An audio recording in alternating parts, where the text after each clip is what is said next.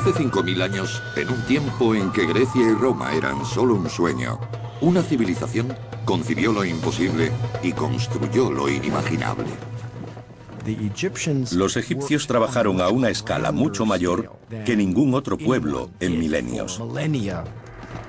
Enriquecidos por sus conquistas y facultados por sus dioses, los indómitos faraones de Egipto construyeron el primer monolito de piedra del mundo antiguo. El edificio más alto, el dique más antiguo, la fortaleza más impenetrable, la ciudad más grande y el mayor monumento al ego de un gobernante. Es un claro mensaje. Cuidado con Egipto. Los constructores egipcios redefinieron los límites arquitectónicos. Pero su camino hacia la gloria eterna estuvo plagado de sangre, traiciones y rotundos desastres.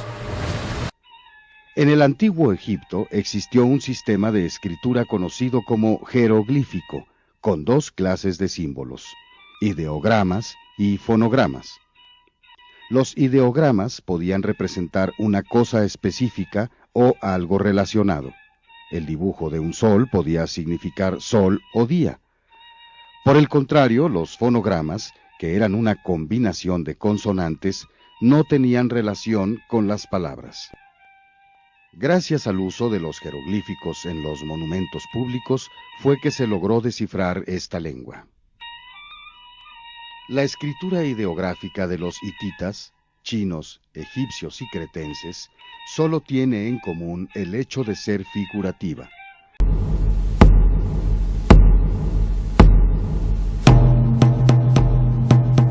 Mesopotamia. La palabra griega que define al antiguo Irak significa región entre dos ríos, el Tigris y el Éufrates. La llanura de Mesopotamia formaba parte de la Medialuna fértil, un territorio provisto de agua abundante, el ambiente perfecto para el florecimiento de la civilización. En esta región se desarrolló una avanzada cultura tribal mucho antes que en Egipto, Grecia y Roma. Las tribus se convirtieron en asentamientos y los asentamientos en ciudades. En el 3500 a.C., al sur de Mesopotamia, en una región también conocida como Sumer, surgieron las primeras ciudades del mundo. Uruk y Ur.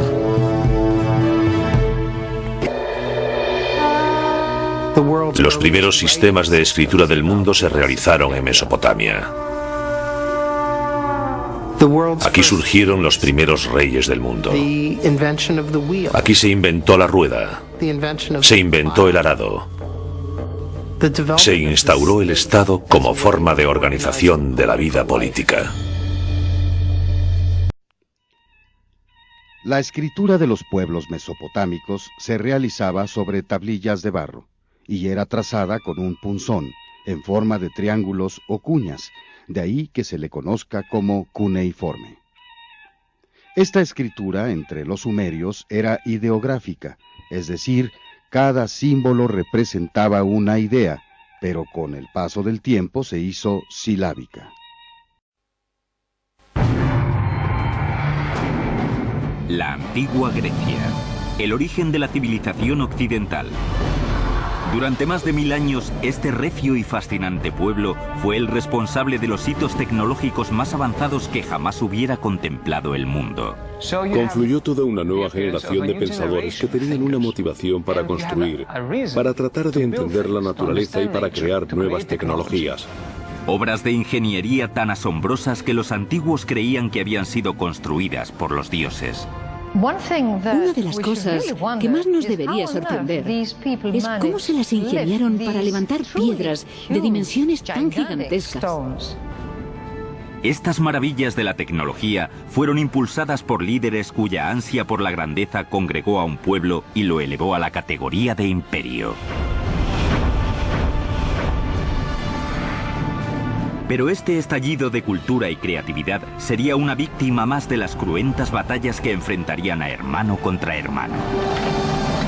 Un duelo a muerte que supondría el final de una época dorada.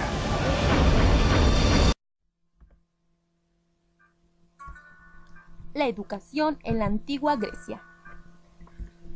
Antes de introducirme plenamente en la educación de Grecia, es necesario mencionar que en este lugar cambió la educación de guerreros para ser ciudadanos escribas. En Grecia solo recibían educación los varones, ya que a las niñas no se les permitía asistir, pues lo que aprendía una joven eran esencialmente las labores domésticas como cocina, tratamiento de la lana y tejido, y tal vez algunos rudimentos de lectura, cálculo y música. Todo esto lo aprendía con su madre, con abuela o las criadas de la familia.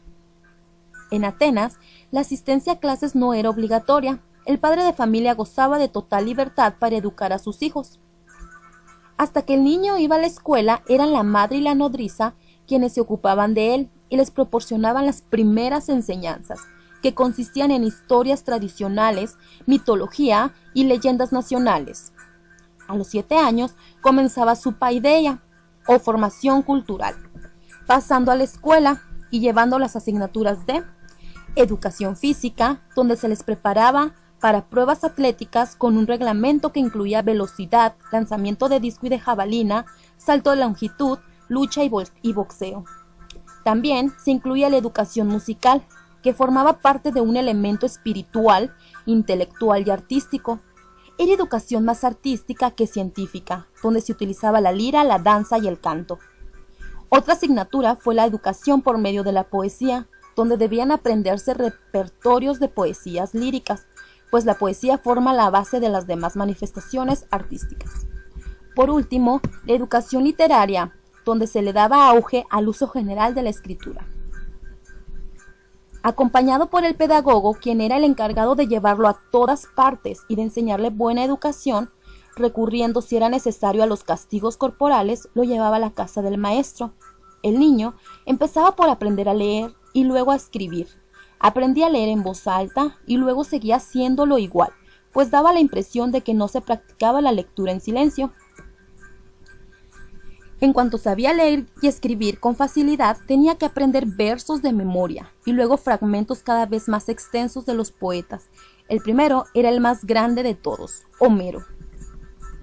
Para los griegos, la música era la parte esencial y el mejor símbolo de toda cultura. Se decía que la música educaba el alma y la gimnasia entrenaba el cuerpo. Los rasgos distintivos de la gimnasia griega son 3: la total desnudez del atleta, las unciones de aceite y el acompañamiento de oboe durante los ejercicios. En la segunda mitad del siglo V a.C. se produjeron innovaciones decisivas en la educación gracias a la aportación de los sofistas.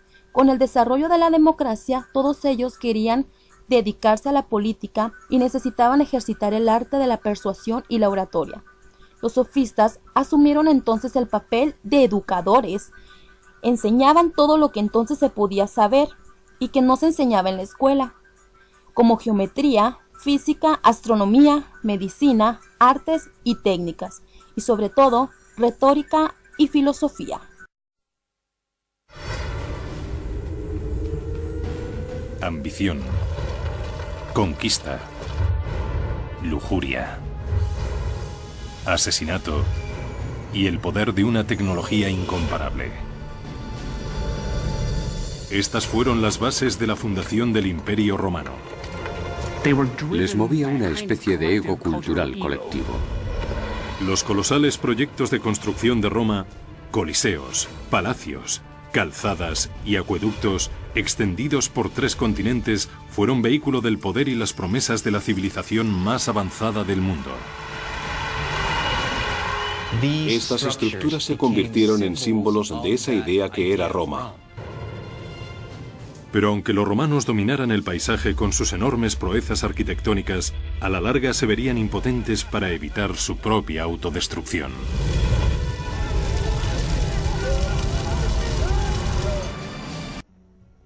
La educación romana. Los romanos amaban sus tradiciones y tenían una actitud de respeto hacia su vida familiar.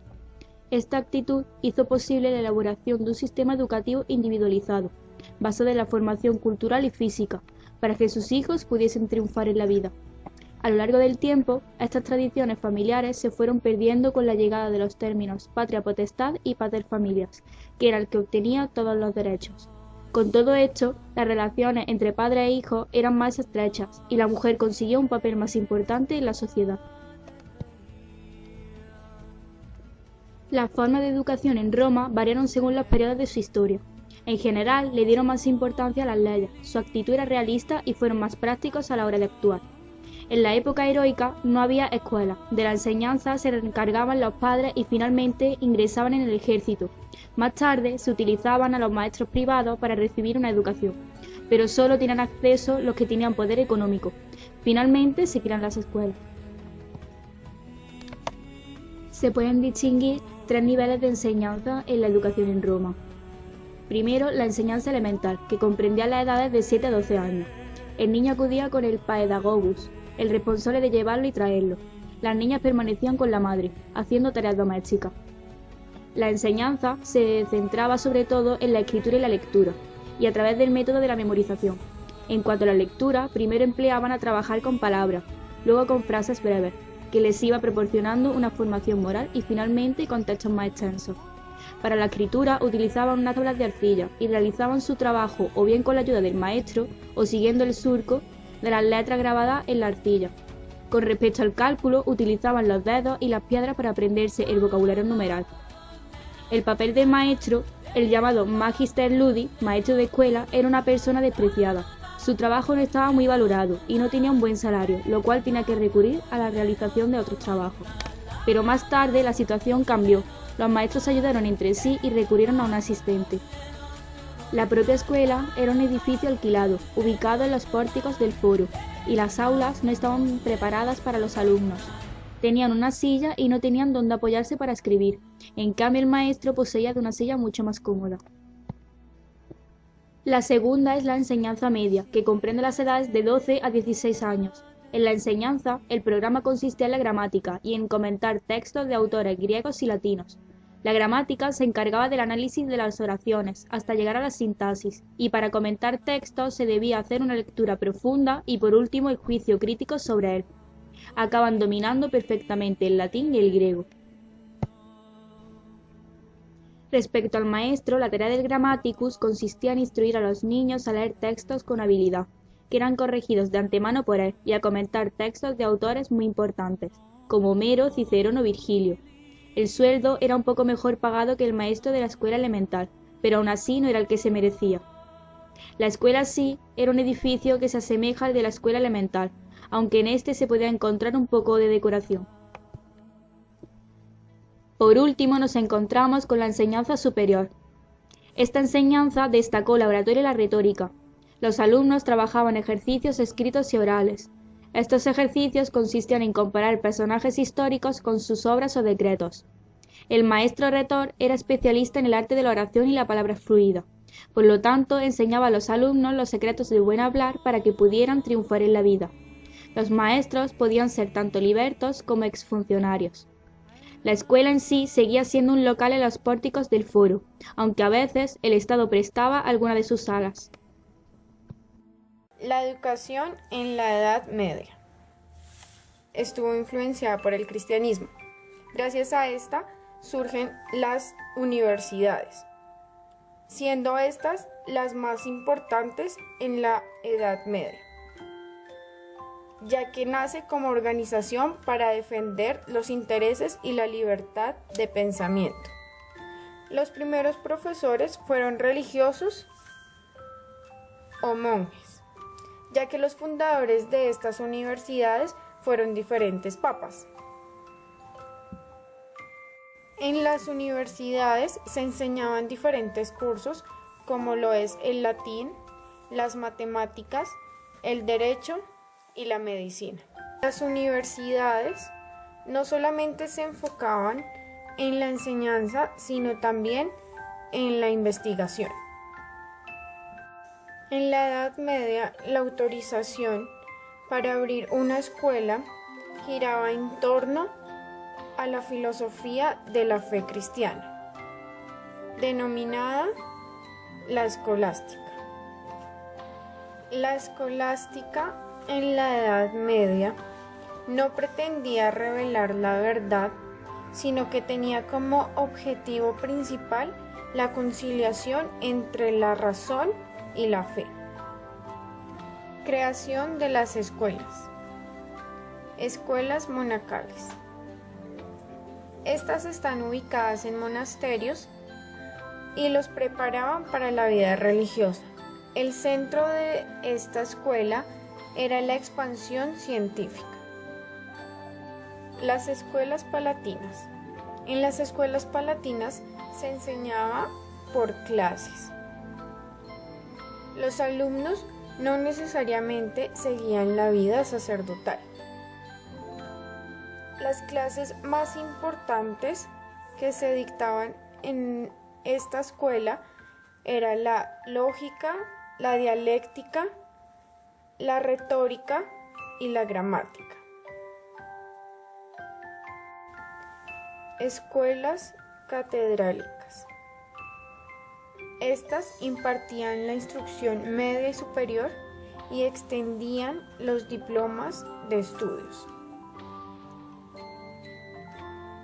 Estas son el acontecimiento de las universidades en la Edad Media.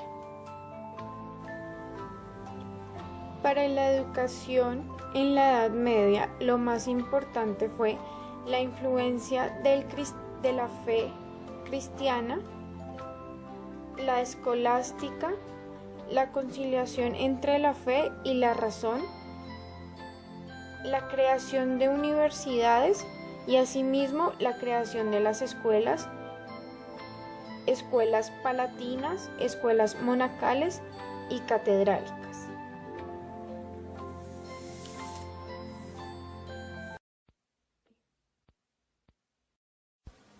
Las causas de la Reforma protestante tienen relación con cómo era la Iglesia antes de la Reforma. Entre dichas causas está la hipocresía de los clérigos al tener amantes abiertamente. Esto se dio principalmente porque los cargos eclesiásticos se compraban por personas que carecían de vocación religiosa. Por lo tanto, el clero tenía en su mayoría una escasa formación. También está el abuso de los clérigos, como privilegios para sus familiares, la compra de cargos altos y la venta de indulgencias, que eran documentos papales por los cuales se compraba el perdón de los pecados. El luteranismo. El proceso de reforma empezó en Alemania cuando el monje agustino Martín Lutero publica sus 95 tesis en el año 1517. Estas fueron rechazadas y Lutero posteriormente excomulgado. Hay 3 tesis muy importantes, las principales. Primera, entre Dios y el hombre no deben haber intermediarios. Aquí se niega la autoridad del Papa sobre la Iglesia protestante. Segunda, el justo se salva por la fe. Esto quiere decir que así se actúe correctamente, solo se obtendrá la salvación si se tiene verdadera fe. Y la tercera, cualquiera puede leer e interpretar la Biblia. Significa que los sacerdotes no son los únicos con derecho a leer en persona la palabra de Dios. Lutero fue apoyado por burgueses y nobles alemanes, que se oponían al poderío de la Iglesia. Posteriormente, el luteranismo se expande e inspira a Juan Calvino, precursor del calvinismo en Francia, y surge la Reforma calvinista. La base del calvinismo fue la creencia de la predestinación. Esto significa que las personas nacen destinadas por Dios a la salvación o a la condenación. Al igual que el luteranismo argumenta la salvación solamente por medio de la fe y no da valor a los sacramentos católicos o a las indulgencias. La Reforma anglicana surge ya que la Iglesia no permite anular el matrimonio de Enrique VIII con Catalina Aragón. Contrarreforma. Surge para frenar el movimiento protestante. Se denomina reforma la respuesta en defensa propia para frenar el movimiento protestante generado por Martín Lutero. Denota el periodo de resurgimiento católico desde el Concilio Ecuménico de Trento, que va desde 1545 hasta 1563. Concilio Ecuménico de Trento fue un concilio generado por la Iglesia y convocado por Pablo III, y es la reacción oficial frente a los protestantes, en donde se aprueba una serie de dogmas. Primero, fortalecimiento de la figura del Papa. Era necesario recopilar el catolicismo como una fe. Segundo, el examen cotidiano de confesión y conciencia. Esta práctica impulsaba temor.